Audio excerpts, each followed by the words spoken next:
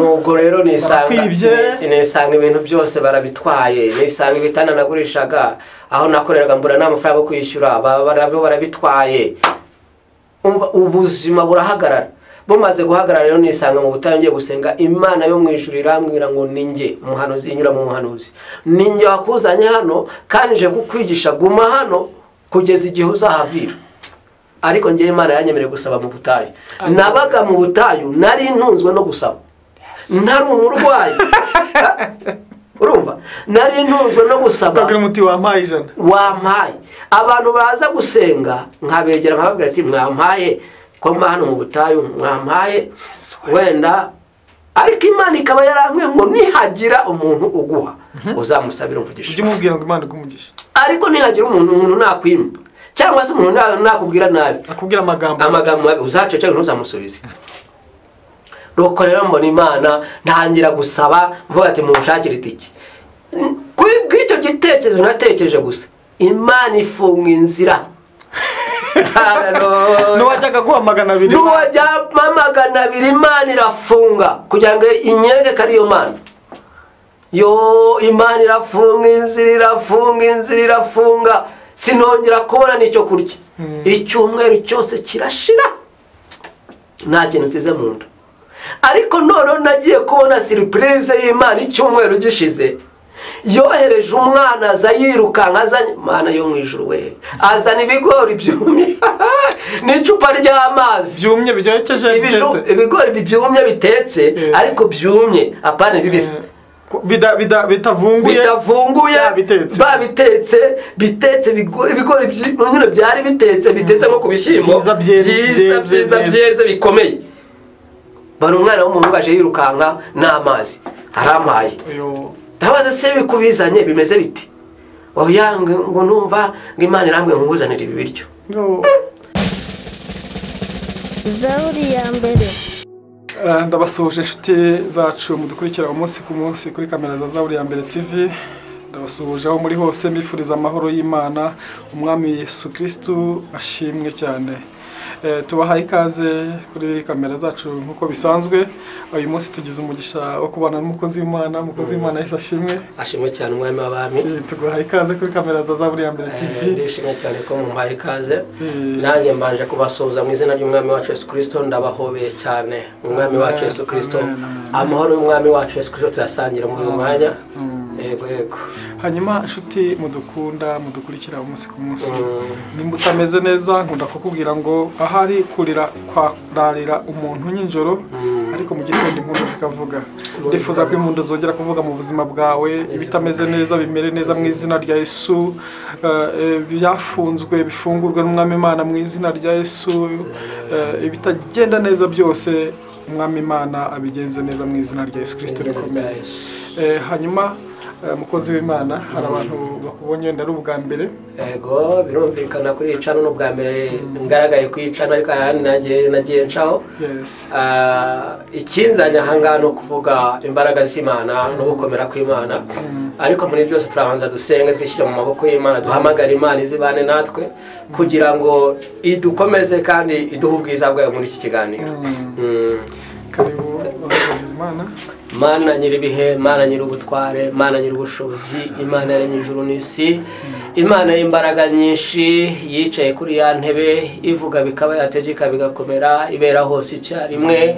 Imana yica kandi igakiza ubishaka, ikica ubishaka. Mwami, twongeye gushima no guhimbaza muri uyu mwanya. Turagutume muri iki kiganiro, uwera wa Isirayeli, ngwino ubane natwe. Amagambo ari buvugirwe muri iki kiganiro, papa mwiza, aba yubaka ubwami bwawe, asenyere abadayimoni, asenyere Satani mu izina rya Yesu Kristo. Mwami, uwera wa Isirayeli, unyemerere mu izina rya Yesu, yashoreje imbaraga z'umwuka wawe mu izina rya Yesu Kristo. Kandi Imana agire abahindura imitima yabaye akahebwe. Mwami, uyigaruze ubugwaneza bwawe mu izina rya Yesu, kuko ari nawe utakura umuntu kandi nta nawe utanamugeza, kuko uri Imana yihagije muri byose. Kubw'imirimo y'amaboko yawe, uwera wa Isirayeli, rero ngwino utangirane natwe kandi uze gusozana natwe mu izina rya Yesu Kristo. Urakoze, amen. Amen. Hari abantu batakuzi. Abantu batanzi rero, nitwa Gashugi Jonathan. Gashugi Jonathan ntuye Kigali Kimironko mu mudugudu witwa Urugwiro. Mu mudugudu witwa Urugwiro. Mu mujyi rwagati kabisa kubera Imana. Niho kavukire cyangwa kavukire yanjye ntabwo ariho kavukire ni Icyangugu. Ndi umunyacyangugu. Imana yahamagaye mu gihe nk'iki ngiki. nimba atari banga Gashugi Jonathan Imana yaguhamagaye ryari gute dusangize ku buhamya bw'umugakiza. Ubuhamya Imana ishimwe.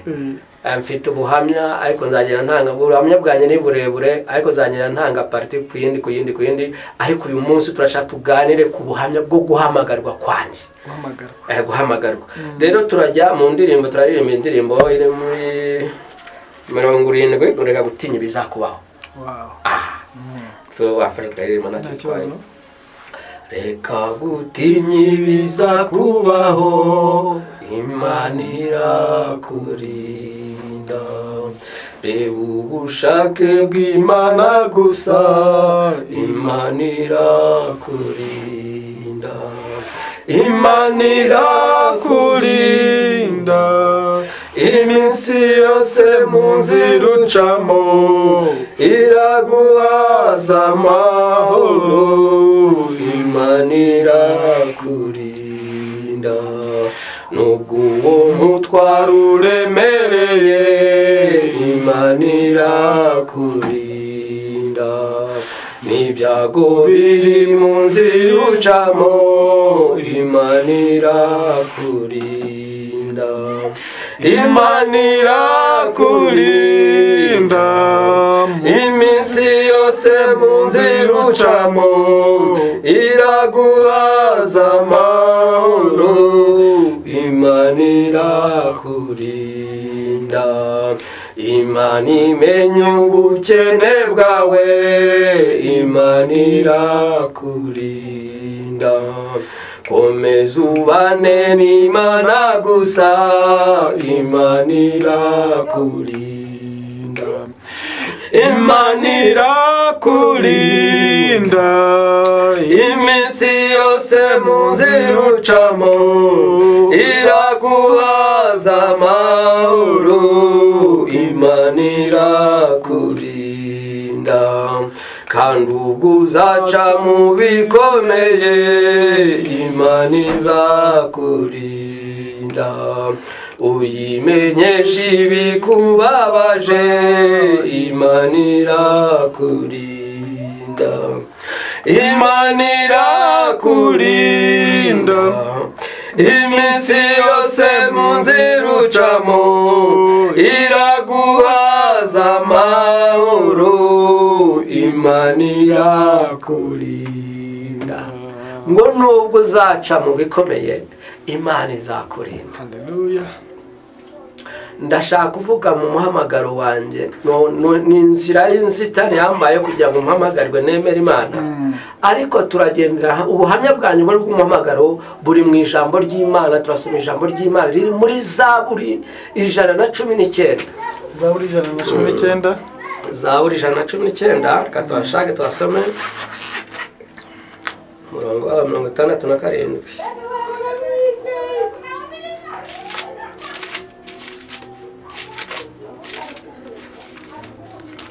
Zaburi 119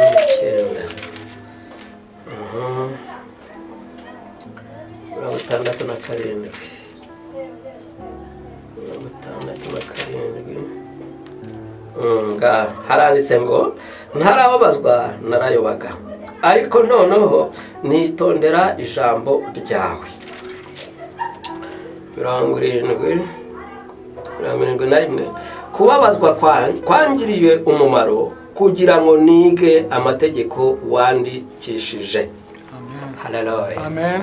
Kubabazwa kwanjye kwangiriye umumaro wo kumenya ko Imana ari ishoboye byose.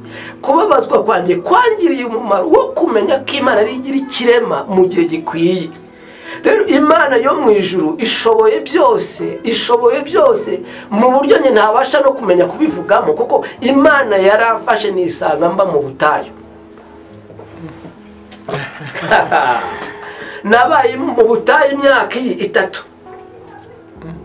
ari kujyanye ari injyanyeyo kukwigisha kukunyigisha mw'iyo myaka 3 nabonye Imana itape ku yindi itape ku yindi itape ku yindi par itape ngenda mbona Imana ibaze kuba umuntu w'umugabo ntago nari ndwaye ariko nkajya kuba mu butayu nkagezaho mara mu myaka 3 mu butayu ntabwo ari ibintu byari byoroshye mu myaka usenga cyangwa urumva mu myaka 3 narasengaga hamwe n'ijwi ry'Imana kuko Imana yacu dusenga iravuga rero nisanze mu butayu Imana ivugana nanjye ngo ninjye ukuzanye hano kandi ni nanjye zahakuvana rero ibihe biza kuba ibihe birebire mu myaka 3 nagiye mbona Imana itape ku yindi itape ku yindi nkabona uburyo Imana aranyigisha igeraho inyigisha abantu igeraho inyigisha inyoni igeraho inyigisha ibintu bikomeye cyane Imana yaranyigisha muri iyi myaka 3 mba mu butayu bwa Samuduha nta nubwo ari kure ni Samuduha hano i Kanombe i Kigali reka twumvikane umukozi w'Imana hari abantu badukurikiye batarimo gusobanukirwa neza nanjye kimwe nuko numva bitari byaza neza wowe wari uri mu rugo uravuga uti cyangwa iragusanga ivuga iti genda ujye mu butayu ngewe nari ubundi ngewe nize serayi nari mfite atelier yanjye mbaza aho ubundi nari mfite atelier yanjye mbaza ndi umubaji byawe nibavuga ngo umwana w'umufundi arabwirwa ngo ariko ngo nta burara ariko Imana yo mu ijuru iyo yafunze iyi Imana yafunze bijya byemera ko umwana n'inyundo iragucika n'inyundo urayishaka ukayibura na telefone bashobora no kuyiba ntuba no swapurisha bikaba biranze nyine bikaba biranze atazajya no guhamagara rero Imana nayisanze nari mfite rwose narakoraga mfite atelier urumva nta nubwo ngiye nari umubaji woroheje nari mfite atelier yanjye ku giti cyane nakoraga ibintu ngashyira ngo bakaza bagaterura batwara urumva hariya muri Kigali hano muri Kigali ahantu bita aho nakoreraga mfite ibitanda baza hari abo turi kuganira hari benshi bari bumbone twasenganye aho muri Samuduha hari benshi bangiriye neza umwaka wa 500 mpaye 200 ubuzima bugakomeza murambona turakomeza tuganire ku buhamya kuko abenshi twasenganye murabizi twarabanye namwe muri commentaire ntihazabura bazapfa ko munzi muri ubwo buzima rero ubwo narabazaga nkabariza hano Kicukiro mu mujyi rwose none mfite atelier nkabaza ibitanda bakaza baterura ibitanda bajyana nje nanjye na mu Gisozi nkagura imbaho cyangwa se ngakoresha ibitanda nkabikoresha ngaza ngakora finissage yabyo ugasanga no kubisiga no kubiteranya ngashyira ngo abakira bakaza baterura bajyana ariko igihe cyarageze cy'Imana ku buzima bwanjye igihe cyarageze mbona biranze mbura icyerekezo epfo na ruguru noneho njya gusenga mu butayu mbere ariko njya gusenga mu butayu ibintu byaranze bigeraho n'inzu nabagamo no kwishyura biranga ibintu byose nakoraga biranga ngeraho kwishyura inzu ndayabura none hari umuvandimwe wanjye rero arambwira ati rero ko ibintu byanze gatujyane gusenga kuko yari asanze asenga nge ntabwo nari nzi ubutayu ntabwo nari mbuzi arakubwira ati Imana ikuntu myeho cyangwa yakugiriye impuhwe bitewe n'ibihe nyine nari ngizemo arambwira ati ngwino tujyane tujye gusenga rero mu kujyana gusenga nawe turasenga umunsi umwe ubwo butayu turongera ndataha ariko mu nzu bansohoyemo nyine ndiri kurara hanze rero aho nari ndi kurara hanze n'ibintu babinsohoyemo ibintu barabyibye ibintu babyibye rero bukeye n'ubu nisubira gusenga kugira ngo utaza kugira icyo wishingikirizaho kugira ngo ntaza kugira icyo nishingikirizaho ibintu babyibye rero bukeye n'ubu nisubira muri bwa butayu Imana irambwira ngo ninjye wakuzanye ahangaha kandi uguma ahangaha ubwo aho wari ufite umuryango aho ngaho nari ntaragira umuryango aho ngaho nari ntaragira umuryango rwose aho nari ntaragira umuryango uje kuwugira nyuma nubwo rero nisanga ibintu byose barabitwaye nisanga ibitanda nagurishaga aho nakoreraga mbura n'amafaranga yo kwishyura barabitwaye ubuzima burahagarara bumaze guhagarara rero nisanga mu butayu ngiye gusenga Imana yo mu ijuru irambwira ngo ninjye umuhanuzi inyura mu muhanuzi ninjye wakuzanye hano kandi nje kukwigisha guma hano kugeza igihe uzahavira papa nisanga ndi mu butayu ariko mu kwisanga naje gusanga ntari njyenyine twabaga turi benshi ariko burya buri Imana buri muntu wese yahamagaye ifite uburyo imukurikirana rero ntangira kuba mu butayu guhera ku kwezi kwa mbere kugeza ku myaka 3 yuzuye rero kuva ku kwezi kwa mbere nagiye mbana n'Imana nkabana n'Imana ngasenga nkagira ibihe byo gusenga n'ijoro saa 9 z'ijoro nabyukaga ngasenga ku manywa ngasenga nkagerageza no gusoma ijambo ry'Imana rero mu kugenda mba mu butayu igihe kirekire Imana ikagenda ivugana nanjye ikavugana nanjye bigeraho Imana imbwira ngo nemerewe gusaba. Ni ikintu numva kuva navuka njya numva abakozi b'Imana bakorera Imana, ariko ngiye Imana yanyemereye gusaba mu butayu. Nabaga mu butayu nari ntunzwe no gusaba, ntari umurwayi urumva, nari ntunzwe no gusaba. Kagira umuti wampaye ijana, wampaye. Abantu baza gusenga nkabegera nkababwira ati mwampaye ko mba hano mu butayu, mwampaye wenda, ariko Imana ikaba yarambwiye ngo nihagira umuntu uguha uzamusabira umugisha. ujye umubwira ngo Imana igumugisha. Ariko nihagira umuntu nakwima cyangwa se umuntu nakubwira nabi, akubwira amagambo mabi, uzaceceka ntuzamusubize. Nanjye rero nagendeye mu bushake bw'Imana uko Imana yambwiye. Abantu barazaga bagasenga nkabegera nkababwira ati mwampaye, mfite ikibazo mbamo hano, mumpe njye kurushaka cyo kuntu nigenze. Rero mu bubasha bw'Imana ubwo nabonye Imana nubaharire ya jambo riri mu mubwiriza ibice bitatu bivuga ngo buri kintu cyose byashikira igihe cyacyo. Hari igihe Imana yashakaga ko bampa bikemera, hari igihe nabwo nigeze kumara iminsi 7 ntabona ikintu cyo kurya cyangwa yagira ngo ukore ayo kwiyiriza, kandi bwari bwo urumva nge nari ntaramenya Imana by'ukuri. Byari bivuga ngo ntari naririza amasengesho y'umunsi n'umwe cyangwa niyize wenda amasengesho y'iminsi 2, nari ntaramenya ibyo ari byo. Ariko Imana yo mu ijuru igihe cyarageze mara iminsi 7 ndasize n'akantu na kamwe mu kanwa. Ngo byagenze gute? Naragenda ngasaba ntibame, ngasaba ntibame, kandi noneho ntabwo nagombaga kujya kwiba cyangwa kujya kwirwanirira, kuko Imana yari yaravuganye nanjye irambwira ati mwana wanjye ngusize hano, ngusize mu ishuri uzige neza, ninjye wo gusizemo hano kandi nanjye uzagukura. Rero mu buzima bwo kuba mu butayu buba bubi, burigeraho nyine ndananuka, ngeraho ushobora kuba napanga ibiro byinshi nka 35 kubera kunanuka kuba mu butayu. Gufura kwanjye nari nsigaranye ipantaro imwe n'umupira umwe. Ubwo gufura nagenda ngafura mu gatondo ngahita nanika ahantu nkihisha mu gahuru kugeza ubwo ya myenda igira gute yuma, yarangiza kuma nkabona kuyambara, ukomboka nkabona kuyomba n'umujura nkabona kuyambara, nkomoka nkajya gusengana n'abandi, cyangwa bakabona wameshe, bakabona imyenda ya nyirameshe. None igihe kiza kuba igihe abantu noneho bamfataho ijambo, bishatse kuvuga ngo bwariraga ukajya mu gihuru. Bwariraga nyine nkiryamira mu gihuru, bwabona mu gihuru heza nyine nkiryamira ngo mu gihuru, nkiryamira mu gihuru. Ese ubwo hari mu buhe mwaka? Kuva 2015 nibwo nabaye mu bwo butayu. 2015, 2016, 2017, 2018 nibwo nabusohotsemo. Sohoka mu butayu nagiye nk'abantu b'Imana mwe nabonye Imana ikora imirimo n'ibitangaza we.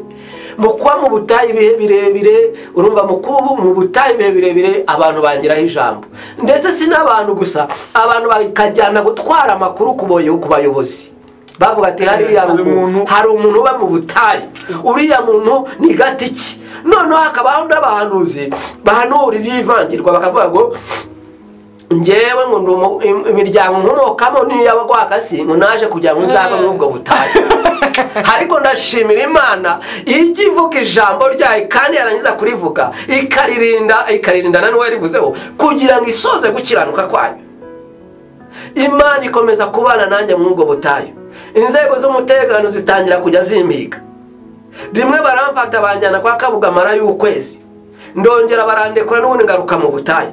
Bongera baramfata n'ubundi nsubira kwa Kabugamara y'icyumweru kimwe, bamfashe gatatu, ubundi bamfata mara y'iminsi 2 ufungwa kwanye kuba kugarukiye aho ngaho. Ariko n'ubundi ngakomeza kuba mu butayu. Mu myaka 3 rero nagiye nize ishuri ry'inzara, niga ishuri ry'abantu kuba mu butayu, niga ishuri ubwo naryaga niyo abantu bamaga kubera kutagira n'ishuka yo kwiyorosa mu butayu, n'agapandaro kamwe nagiraga n'agashati, nararyamaga n'injoro nabyuka najya kubyuba mu masaa 9 ngasanga umwenda wanambaye wose wagira ngo wenda nameshe. ubwo rero muri ibyo bihe nagiraga gusenga, ngasengera mu mazi cyane cyane nijoro, ngasenga cyane nijoro, n'ubundi ngasenga mu misozi, mu musozi nk'uwo nguwo, ngagira ibihe byo gusenga habana n'Imana. Ariko nabo gusenga kwanjye bwacya abantu baza gusenga Imana ikavugana nanjye, Imana ikavugana nanjye. Ijambo ry'Imana rivuga ngo nta Imana itakura umuntu kandi nta nawe itamugeza. Rero igihe cyarageze mu bwanjye nk'umwana w'umuntu nshaka kwirwanira, ndavuga ati ubu ngubu ko Imana yanyemereye gusaba, kandi yari yarambujije irambwira ati ntuzigere utekereza kujya iwanyu. Ariko kubera uburibwe bw'ubutayu igihe kigera ndavuga ati watekereza gutaha kiwacu wese, mfite muka data, mfite mama, watekereza gutaha nkajya kwirira n'ibijumba iwacu, nkajya guhinga ibijumba, sinabaho. Ariko maze gutekereza iryo jambo, nagerageje gusabiriza, kubwira abantu nyaboneka mumfashe mba hano mu butayu, nabuze icyerekezo, nabuze epfo na ruguru, mumbabarire nibura munshakire itike ntahe njye iwacu. Kandi ibyo bintu bajya babikora ubundi mu bisanzwe rwose. Mu mujyi wa Kigali wabyanze ugashyira ku bayobozi ukababwira ati mu mitike barariguha rwose, ugataha ukava mu mujyi, kuko buriya ugaragara mu mujyi ntacyo ukora, buri nk'umujura, buri nk'umwanda mu mujyi. Nuko rero mbona Imana, ntangira gusaba mvuga ati munshakire itike. Bw'icyo gitekerezo natekereje gusa, Imana ifunga inzira. Nuwajyaga guha magana abiri, Imana irafunga kugira ngo inyereke ko ariyo Mana. Imana irafunga inzira irafunga, sinongera kubona n'icyo kurya. Icyumweru cyose kirashira, nta kintu nsize mu nda. Ariko noneho nagiye kubona surprise y'Imana. Icyumweru gishize yohereje umwana aza yirukanka, azanye Imana yo mu ijuru we, azana ibigori byumye n'icupa ry'amazi byumye byokeje, ibigori byumye bitetse, ariko byumye apana bibisi, bitavunguye bitetse ibigori nyine byari bitetse nko ku bishyimbo byiza byeze bikomeye. Bari umwana w'umuntu baje yirukanka n'amazi arampaye. Ndabaza se bikubizanye bimeze biti? Oya ngo numva ngo Imana irambwe nkuzanira ibi biryo. Ndavuga ati Yesu mpereza Imana icyubahiro. Urumva umuntu wari umaze iminsi 7 nubwo mu kanwa hari hagaze, ugiye kurya impumbu, none ngiye gukubitaho ibigori. Imana byumye. Iyi Mana utaranirwa agaramye agira ngo ijuru riri hafi. Bene data, niba ubona uri mu gakiza ukaba warafashe, ubona byuko ukajya gusenga, ukagaruka mu mutima wahamanye n'Imana, komeza kuguma kuri iyi Mana.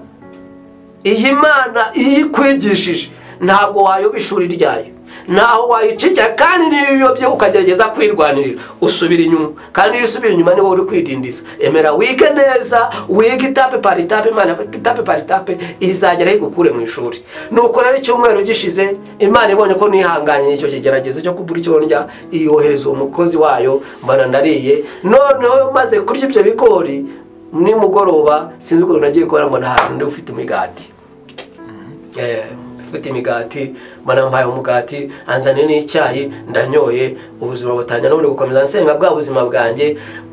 Imana ntabwo yigeze imbwira ngo uzava mu iki gihe iki n'iki, ahubwo ngewe kubera nyine ko Imana yarambwiye ngo iga neza, numvaga ngomba gukomeza gusenga, nkumva niba ndaye nk'uyu munsi ejo ntazararamo. Numva niba wenda ndi bumaremo ejo izakubwira ejo izakinzi, numva neza niba ndi bumaremo icyumweru ntari bumaremo ukwezi. Ariko ndashaka kubabwira ngo aho Imana ivugira naho ikorera harimo umusozi. Imyaka 3 aho Imana ivugira isezerano, naho Imana isohoreza isezerano ryayo hari uyu musozi. Kandi uwo musozi niba ari uwo guterera, bisaba ngo uwuterere uwurangize. Kandi niba ari uwo gutambika, uwutambike nawe uwurangize. Kubana n'Imana, gushaka kubana n'Imana, kugendana n'ijwi ry'Imana itape par itape.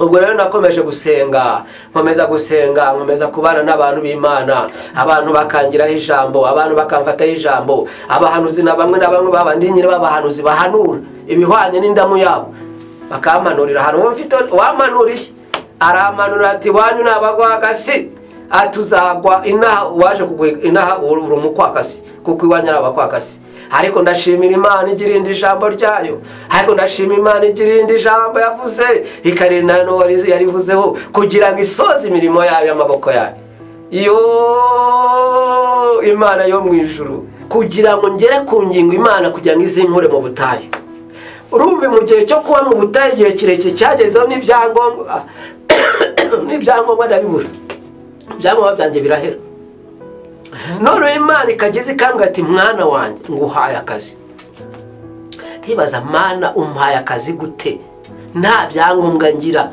n'ubuzima ni ubwanjye numvaga kubw'ubuzima bw'inzara nari mfite muri ubwo butayu Imana yambwiraga ngo nibura nkabona umuntu arambwira ati ngwino tujye kubana nzajya nkugaburira numvaga ubwo ngubwo ari nk'ubutabazi kubera imbeho yo mu ishyamba kubera icyo kurya mu butayu byonyine byari bindemereye cyane kubwanjye rero numvaga n'akazi Imana yambwiraga n'agakeneye ahubwo nkeneye ahantu nibura nabo bakajya bangaburira ariko igihe cyarageze sinzi ukuntu byagenze mbona umuntu ampaye agatelefone ntangira ntunga agatelefone ntangiye gutunga agatelefone rero haza umuntu ubwo uri mu butayu ndi mu butayu ngatungiramo agatelefone kaziritse ifimbo haza umuntu anyakanomero n'ubundi inshuti yanjye yitwa Oze atuye Kicukiro afite umugore n'abana afite umugore n'umwana yitwa Oze n'ubu bashobora kuzabona iki kiganiro numva umunsi umwe arampamagaye arambaza ati se Jonathan ubonye akazi k'ubuzamu wagakora ngiye kubwanye numvaga nubwo nabona ahantu najya ndyama banzana bakampa niyo byo kurya ubwo ni 2018 ndamubwira ati nagakora rero wumva Imana uburyo nayo yakoze Imana iteza impamvu kugira ngo ngire gute nabarwa Imana iteza impamvu ku mukire witwa Shyaka hano Imasoro nawe ni n'inshuti yanjye nawe ndamushuje ndabizi iki kiganiro azakibona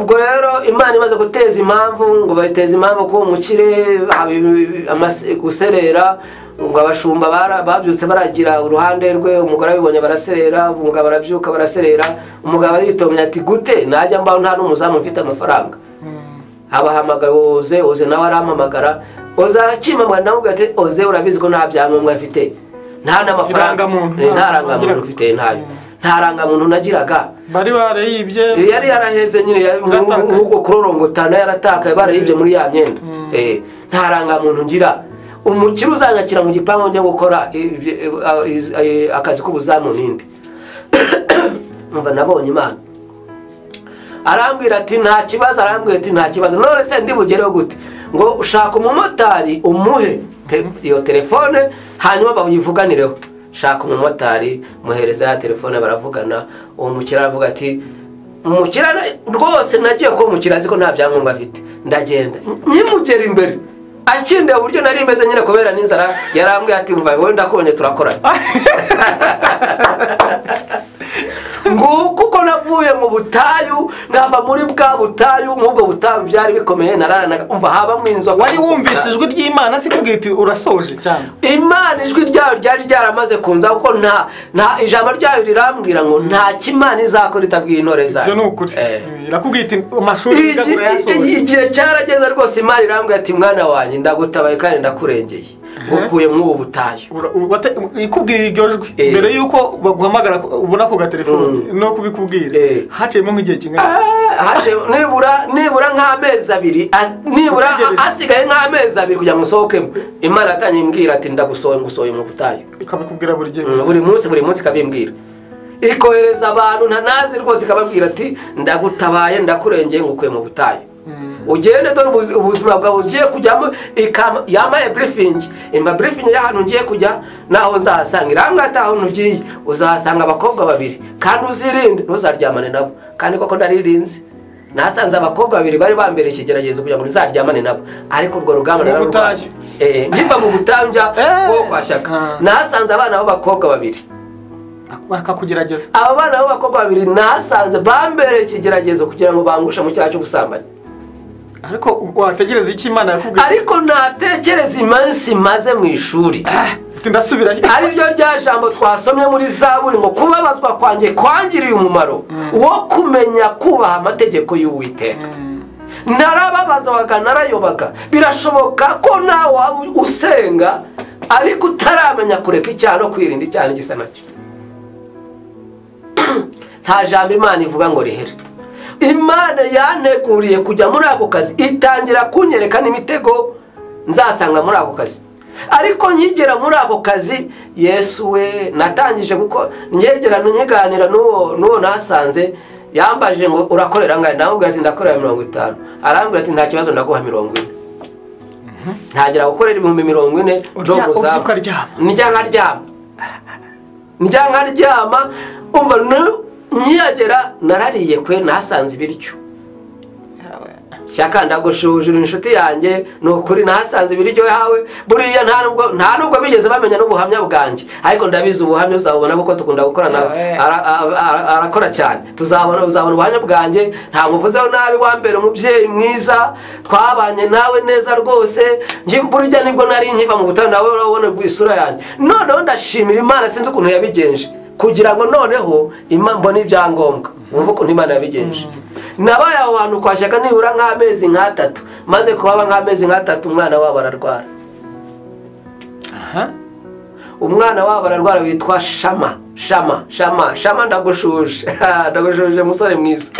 Umwana wabo ararwara, ariko kuko nagiraga ibihe byo gusenga, kuko saa 9 za nijoro nasengaga, ndetse no kumanwa naba nyine mu kumanwa ko nta kazi nagiraga kumanwa, naratarabuka nkigira mu butayu kujya gusenga. Urumva iyo umuntu abana n'Imana, intambwe ku yindi Imana igukoresha imirimo n'ibitangaza. Umwana wabo ararwara, baravuza biranga. None umunsi umwe nijoro ndyamye mu masaa 9 saa 8 gutya numva igihunyira kije hejuru kunzu kirahunyiza. No numva nigize umwuka wifuye, numva ko igihunyira gihunyije ahantu umuntu arwaye, burya biba umwuka w'urupfu. Aba ari umwuka w'urupfu. Sinzi ukuntu bwakeye rero ndababwira ati mu mwana musengere. Bakimpa umwana murambika ibiganza, umwana arakira. Ako kanya uwo mwanya rwose umwana arakira, bukeye umwana ajya ku ishuri. Baba barareba we n'umugore we, baratekereza ati uyu muntu twamukorera iki? Babirukanga mu gushaka ibyangombwa byanjye. Urumva Imana uburyo ikora? Ndashimira Imana yo mu ijuru itagira uri kwibigenza. Ndashimira Imana yo mu ijuru ijya yigisha abayo kugira ngo bamenye ko ari yo Mana. Birashoboka ko nawe waba utwumva uyu munsi utaramenya inzira z'Imana. Birashoboka ko nawe waba utwumva uyu munsi wowe waramaze kumenya inzira z'Imana n'imikorere y'Imana. Ariko ijambo ry'Imana ryaramwe ngo abayoborwa n'umwuka nibo bana b'Imana. Abayoborwa n'umwuka nibo bana b'Imana. Rero nabonye Imana inkoresha imirimo n'ubushobozi bwayo. Aho naho kwa Shyaka ntabwo nahatinze kubwo gusenga n'ubundi. Kubwo kugira amakuru ntabwo nahatinze, nahavuye njya kuri supermarket Marine Kimirongo. Imana yacu irakora kandi ikorana n'abagenda. Ijambo ryayo ryarambwiye mu Migani 8:17 nkunda abankunda kandi abanshakana umwete bazambona. Ngo ubukire n'icyubahiro biri iwayo. Imana ni ifite ibyaremwe byose mu biganza byayo. Birashoboka wowe ushobora kuba ufite ubutunzi, waravutse usanga ubutunzi bwisanzemo, ni byiza, ariko banza urebe uri muri generation ya kangahe, urimo urajya hehe, bangaho ubona bagenda, wowe usigaye uri gutekereza ku by'ubugingo bwawe. Mwene data, nyuma y'ubu buzima hari ubundi buzima. Dukanguke tumenye aho Imana, icyo Imana idushakaho. Nta kindi Imana kugira ngo mbabazwe ni ukugira ngo nzabwire abandi bamenye inzira y'Imana. Dushakisha ubwami bw'Imana uko bwije uko bukeye, dushake mu maso y'Imana. Imana yacu ni umubyeyi, Imana yacu ni urukundo. Imana ni urukundo rutagereranywa, ni urukundo Imana idukunda. Sinabasha kumenya uburyo ki naruvuga, ntabwo nabasha kumenya uburyo. Muririmbyi yararimbye ngo rusumba ukwezi rusumba izuba n'ikuzimu rugerayo. N'ikuzimu rugerayo. Ngo mbega urukundo rw'Imana. Urukundo rw'Imana rurahebuje. Nuko ubwo urangije ubutayu winjiye mu noneho waje kugaruka mu muhamagaro gute mu murimo w'Imana? Ubwo rero ndangije ubutayu, ariko mu butayu naharaho nagiye ngaruka cyane, urumva nta nubwo navuze mu butayu cyane. Imana mba mu ubwo butayu mu buzima bugoye, Imana ikambwira ati mwanjye ndaguhamagaye kugira ngo nkorere. Dore ndaguhamagaye kugira ngo nkorere. ijambo ry'Imana ninjye gusize ijambo ryanjye mu kanwa kawe, ninjye gupakiyemo ijambo, uzaba umukozi wanjye. Jya wirinde cyane igisa nacyo, ukoresha ukuri mu buzima bwawe. Password ni ukwirinda icyaha n'igisa nacyo gukiranuka no gukoresha ukuri. Kuko iyo umuntu yasomye ijambo ry'Imana, ijambo ry'Imana rirakubwira ngo umunyabyaha nutizera ntabwo azinjira mu bwami bw'Imana. Kubeshya hari abantu babigize nk'aho ni business, ntacyo bitwaye. Urabeshya ukumva ubonye amafaranga urariye, ariko papa oya ntabwo ari byo. Koresha ukuri, Imana uzabona Imana. Rinda kuriganya ntabwo ari byo. Nuko rero winjira mu murimo w'Imana. Nuko rero mu murimo w'Imana uhagaze gute? Mu buzima kuva Imana nabona ukuboko kw'Imana ingora ko gushyaka, nkabona Imana njyanye kuri Marine Supermarket. Kuri Marine Supermarket nabo ndabashuje mu izina rya Yesu Kristo. Haleluya. Twabanye neza mu abakozi b'Imana, ndabashima, ntacyo nabashinja. Imana yo mu ijuru izabahembe. Navuga ngo bankoreye ubukwe. Marine Supermarket yaramfashije nkora ubukwe. Nkora ubukwe rwose, nkora ubukwe bwiza, ngendera mu modoka V8. Nabonye imirimo y'Imana. Namaze kumenya neza. Niho warambagirije cyangwa warambagirije mu butayu? Oya, narambagirije aho nyine nkora kuri Marine Supermarket, maze kunywa icyayi. Ubutayu ntabwo yari kukubenguka. Kuri mu butayu numva ntabwo byari. Ntabwo yari kukubenguka. Nta muntu ari kumbenguka mu butayu. Nta muntu ari kumbenguka, ariko Imana nyine kwikorera mu gihe cyayo yararebye ati umuntu namara kunywa icyayi, amaze kurya umugati, agasura gasa neza, afite ikoti, afite inkweto, afite uko bucyura umugore, afite amafaranga ari bwishyura inzu, uruba turakodesha, birumvikana. Ntabwo Imana ikura mu bwiza ishyira mu bundi. Imana yankuye kubwo buzamu nkajya gukora kuri supermarket, urumva yankuye mu bwiza inshyira mu bundi. Kandi n'ubu ngo bizankura mu bwiza inshyira mu bundi, kuko ni Imana tugendana nayo intambwe ku yindi. Ijwi tugomba twebwe, ubundi umuntu w'Imana akurikira ijwi ry'Imana. Icyo Imana yanze nawe ucyanga, ariko ikikubwiye kora icyo. Imana yacu iravuga si bayari. Ijambo ryayo ryarambwiye muri Yesaya ibice 59 mu kuboko kwayo ntabwo kwavuyeho ngo inanirwe gukora, amatwi yayo ntabwo yapfuye ngo inanirwe kumva, ahubwo gukiranirwa kwacu nitwo kudutandukanya n'Imana. Ibyaha byacu nibyo bidutandukanya n'Imana. Wowe senga ukiranuke, Imana izakuyobora, izagendana nawe, uzayibona. Ntabwo uzayirebesha amaso y'umubiri. Nanjye kuva nabaye mu butayu, kandi mu butayu narakiranutse, ariko ntabwo nigeze nyirebesha amaso y'umubiri, ahubwo nayiboneye mu mirimo myiza y'amaboko yayo mu izina rya Yesu. Amen. Naho naboneye Imana duhana umugisha. Imana duhana umugisha. Tugana ku musozo, ubu umurimo w'Imana ukora iki? Uri umuvuga butumwa, uri umudiyakoni, utsengera hehe? Nsengera muri ADPR Kicukiro ni Boy Eden. Ndi umuvuga butumwa, urabona ko ndimo ndimenyereza umurimo w'ivuga butumwa. Niwo murimo ntangiye gukorera Imana, kandi niwo Imana yampamagariye, nta wundi. Imana yampamagariye ivuga butumwa. Birashoboka aho waba uri hose n'uyu munsi n'ejo wampamagara tugasengana, kuko n'iki Imana yaduhamagariye nta kindi. Yaducishije mu ruganda kugira ngo mbese muri make uri n'umunyamasengesho. Ndi n'umunyamasengesho, narasenga, nkunda gusenga cyane. Imana duhana umugisha. Turagushimiye wewe banye natwe muri iki kiganiro, kandi tugusaba nimba ari ubwa mbere ugeze kuri channel yacu, please kora subscribe kugira ngo udufashe kwagura ubwami bw'Imana. Ukoreshe ya ndetse na like na comment. Hari comment wifuza kubaza umukozi w'Imana, cyangwa hari ijambo wumva mubaza, wajya hanga muri comment ukaryandika akazagusubiza. Hanyuma nk'umuntu wakwifuza gusengana nawe cyangwa kugutumira yakubona gute? Umuntu ushaka kunifuza ko twasengana cyangwa twaganira ku ijambo ry'Imana, ijambo ry'Imana, ni nomero yanjye ni 078 6 7 3 inshuro 3. Ubwo ningibaruyeho Gashugi Jonathan. Imana iduhana umugisha. Ibindi umwami Imana duhana umugisha. Amen. Imana y'amahoro ibahe umugisha, turabakunda. Zaburi ya mbere.